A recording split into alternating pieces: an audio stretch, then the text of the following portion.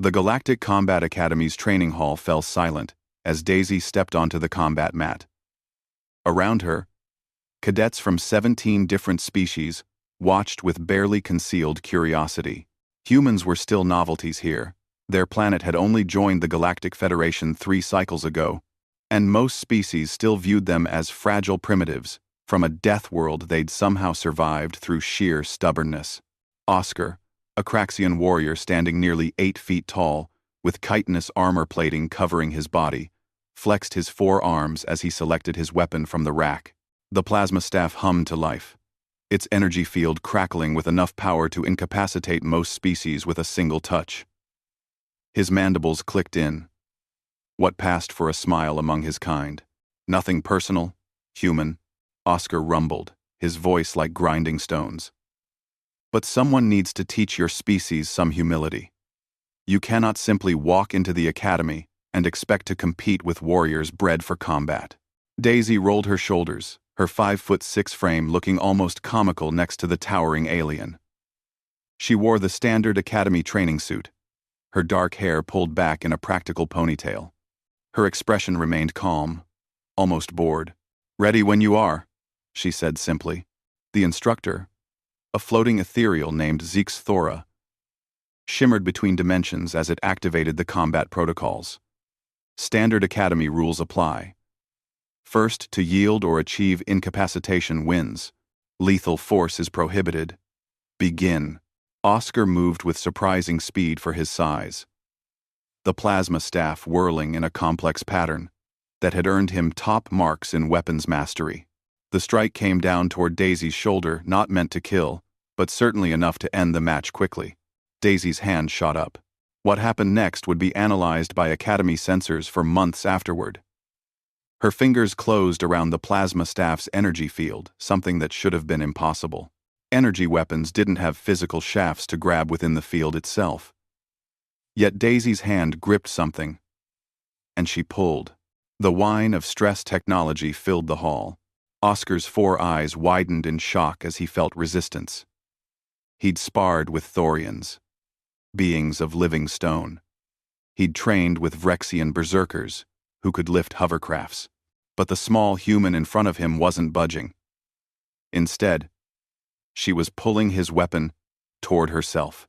"What?" Oscar began. The plasma staff shrieked. Literally shrieked. Its power core oscillating at frequencies that shouldn't have been possible. Daisy's grip tightened, and with a sound like reality tearing, the staff's energy containment field collapsed. The weapon didn't just deactivate, it crumpled, the internal mechanisms compressing as if caught in a gravitational anomaly. Daisy tossed the destroyed weapon aside. The plasma staff, worth more than a small starship, clattered to the mat as a twisted piece of expensive scrap metal. The Academy's combat scanner, an AI with processing power exceeding most planetary networks, did something it had never done in 3,000 years of operation. Its neutral, clinical voice carried a note of genuine confusion as it broadcast across every display in the training hall. Anomaly detected. Subject: Daisy Chen. Species: human. Query: how is she human? Force applied: exceeds theoretical maximum for species classification by factor of 47. Energy manipulation detected. Impossible parameters. Requesting medical scan. Oh. The hall erupted in chaos.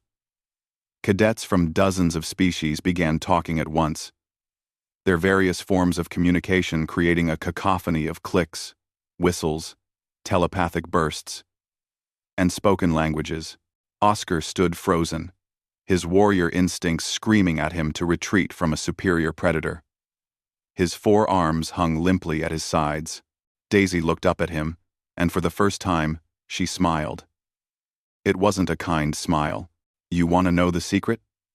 she asked quietly, though her voice carried in the sudden silence that fell. "Earth didn't just breed us tough. It made us adaptable. You know what the gravity on your world is, Oscar? 0.78 standard. You know what ours is? 1.0. And that's at sea level." She took a step forward, and Oscar took a step back. You want to know what humans did before we had technology? We chased prey until it collapsed from exhaustion. We threw rocks so accurately we could kill from 100 meters away. We looked at apex predators and thought, I wonder what that tastes like. Zix's thora shimmered more rapidly, a sign of agitation in ethereals.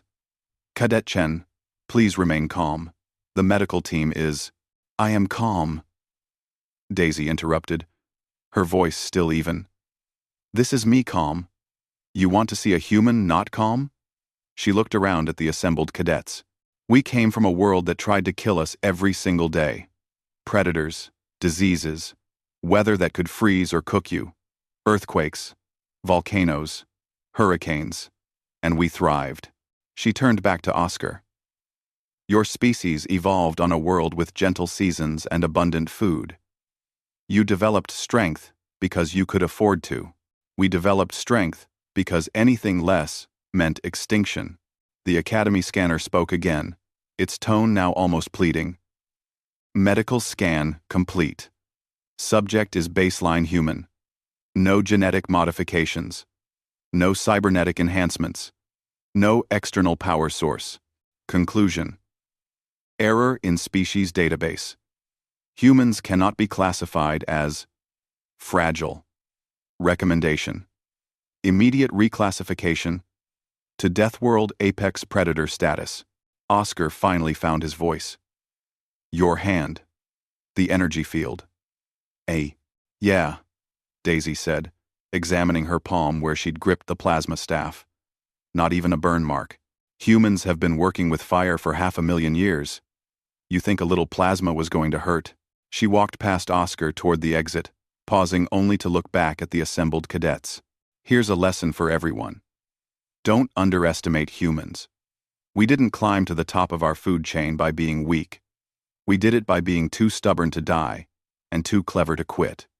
And now, she grinned. Now we're here. With you. In the galaxy. As Daisy left the training hall, Oscar slowly lowered himself to the mat, his legs no longer able to support him. Around him, cadets from species across the galaxy looked at each other with a new understanding. Humanity had arrived at the Galactic Academy, and nothing would ever be the same. End.